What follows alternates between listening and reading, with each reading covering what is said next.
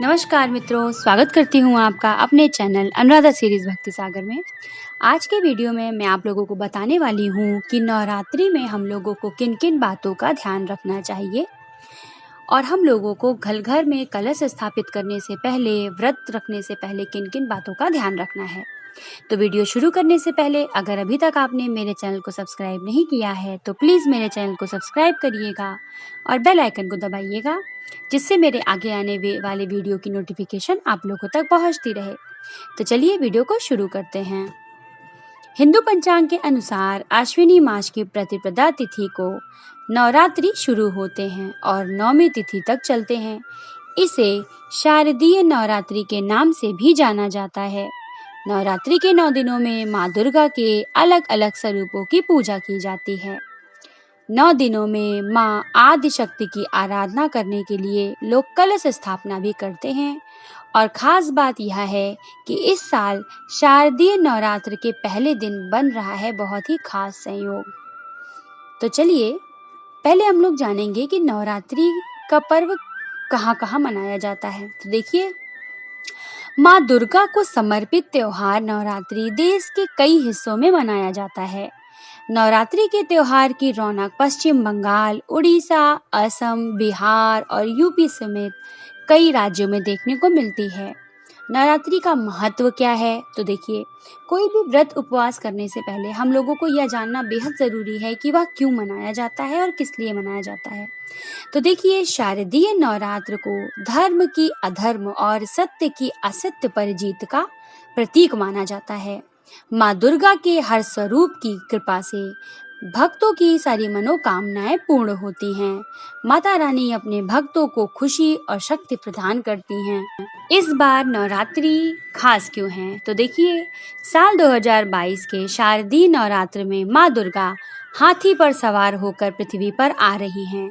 यानी इस साल माता रानी का वाहन हाथी है। जब नवरात्रि रविवार और सोमवार के शुरू होते हैं तो माँ दुर्गा की सवारी हाथी होता है। माँ आदि शक्ति के हाथी पर सवार होने से सुख समृद्धि में वृद्धि होती है और दुनिया भर में शांति का माहौल रहता है। अब हम लोग जानेंगे कि ऐसे कौन से कार्य हैं, कौन सी गलतियां हैं जो हम लोगों को बिल्कुल भी नहीं करनी है। तो देखिए, यदि शारदीय नवरात्रि के दौरान आप घर में कलश स्थापना करते हैं तो सबसे पहला काम आपको अपना घर खाली नहीं छोड़ना है। जैसे अगर आपने 9 दिन के लिए कलश स्थापित किया है तो घर में किसी एक सदस्य का रुकना बहुत ज़रूरी है। ऐसा कहा जाता है कि माता रानी को अगर आप अपने घर में बुला रहे हैं तो आप माता रानी को अकेले छोड़कर मत जाइए। 9 दिन तक 24 घंटे घर में कोई ना कोई सदस्य अवश्य रहे और खास तौर रात में किसी ना किसी व्यक्ति का रहना बहुत ज़रूरी है। अगर दिन में आप कहीं जाना चाहते हैं 1-2 घंटे के लिए तो आप जा सकते हैं। बहुत सारी महिलाएं हैं जो बच्चों को स्कूल लेने चली जाती हैं या फिर हस्बैंड घर पे नहीं रहते हैं, तो दिन में तो आप जा सकते हैं, लेकिन रात में आप लोगों को बिल्कुल भी घर खाली नहीं छोड़ना है। दूसरी बात, आप लोगों को ये ध्यान रखना है कि अगर आप शारदीय नवरात्र में अखंड ज्योति जलाते हैं तो आपको इसका बहुत ही ध्यान रखना पड़ेगा। देखिए, अखंड ज्योति का मतलब होता है जो कभी बुझे ना। तो 9 दिन तक आपको कोशिश करना है कि वो जो आपने दीपक जलाया है अखंड ज्योति, वो बिल्कुल भी बुझे ना। उसमें आपको समय समय पर तेल या घी, जो भी आपको जिस चीज़ से जलाना चाहे उससे आप जलाइए।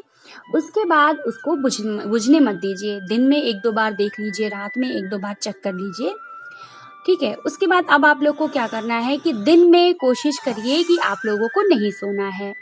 महिलाएं अक्सर दिन में सोती हैं, तो आप कोशिश करिए कि दिन में ना सोए और जितना समय हो सके आप पूजा पाठ में लगाइए। दिन में जब भी आपको समय मिले, पूरे दिन में सुबह से लेकर शाम तक जब भी आपको समय मिले, माता जी का भजन करिए, माता जी का पूजन करिए और अगर हो सके तो दुर्गा सप्तशती का पाठ अवश्य करिए।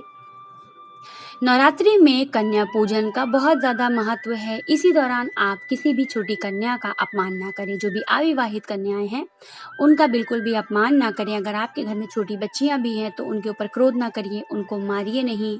ऐसा कहा जाता है कि 9 दिन माता छोटे बच्चों में निवास करती हैं।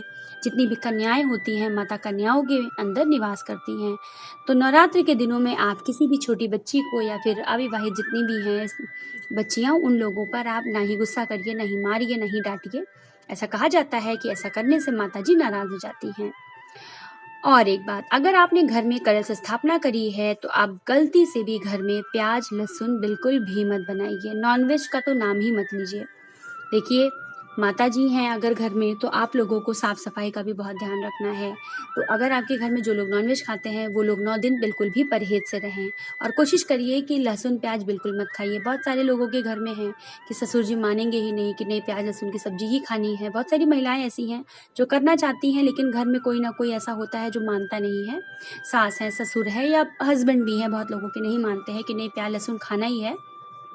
तो आप क्या करिए, उनको बनाकर दे दीजिए। आप अपने मन में श्रद्धा भाव रखिए और आप बिल्कुल भी मत खाइए। जो व्यक्ति स्थापना कर रहा है उसको तो बिल्कुल भी लहसुन प्याज नहीं खाना चाहिए।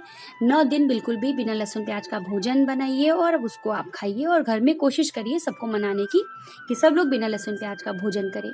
बाहर का कोई भी सामान आता है तो वो बिल्कुल भी मत खाइए। दाल मोठ का पैकेट है, बाहर का कोई भी सामान मार्केट से आया है, तो अगर वो आप खाएंगे उसमें लहसुन प्याज होता है, तो आप वो सब बिल्कुल भी मत खाइए। अगर आप ये सब परहेज करके आप अगर माता जी की पूजा करते हैं तो आपको बहुत ही आशीर्वाद माता जी का मिलता है। ठीक है।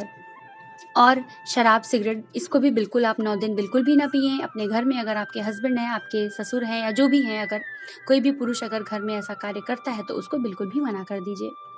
उसके बाद आपको नवरात्र के दिनों में ब्रह्मचर्य का पालन बिल्कुल भी करना है। महिलाएं और पुरुष दोनों को ब्रह्मचर्य का पालन करना है, और साफ सफाई का बहुत ध्यान रखना है। प्रतिदिन सुबह स्नान करके ही मंदिर में जाना है। स्नान करके मंदिर में जाइए, माता जी की पूजा करिए, आरती करिए, दुर्गा चालीसा का पाठ करिए, दुर्गा सप्तशती का पाठ करिए, यथाशक्ति जितना भी आपको समय मिलता है।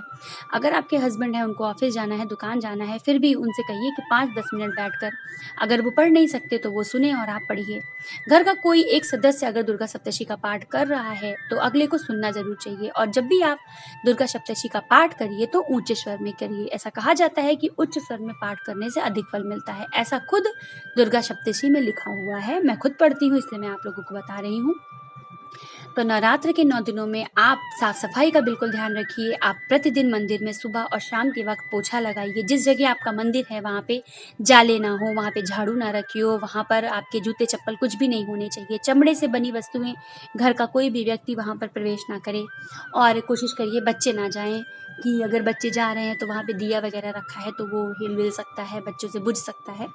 तो आप इन सब चीज़ों का बेहद ध्यान रखिए। और पूजा करते वक्त आप कोशिश करिए कि आप ऊन से बने आसन पे बैठकर पूजा करिए। ऊन से बने आसन पे बैठ के पूजा करने से काफ़ी अच्छा होता है। और जब भी आप पूजा करिए, अगर सुबह के वक्त कर रहे हैं तो आप स्नान करके पूजा करिए, और शाम के वक्त भी आप पूजा कर रहे हैं तो आप स्नान करके ही पूजा करिए।